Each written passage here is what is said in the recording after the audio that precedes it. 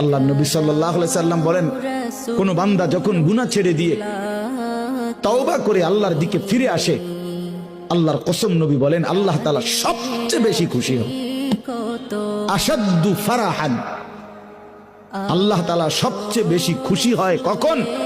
বান্দা আল্লাহর দিকে ফিরে আসে যখন।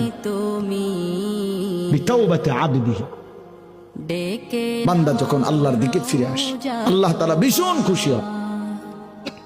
গুনার নাফরমানের জিন্দেগি ছেড়ে দিয়ে আল্লাহর দিকে যখন ফিরে আসে, আল্লাহ তাআলা তখন 7 আসমান সাজিয়ে দেয়। ফেরেশতাদেরকে বলে, আসমান সাজিয়ে দাও, জান্নাত সাজিয়ে দাও। ফেরেশতারা 7 আসমান জান্নাত সাজাইয়া ফেরেশতারা জিজ্ঞেস করে, মাওলা আসমান কেন সাজাইলেন, জান্নাত কেন সাজাইলেন?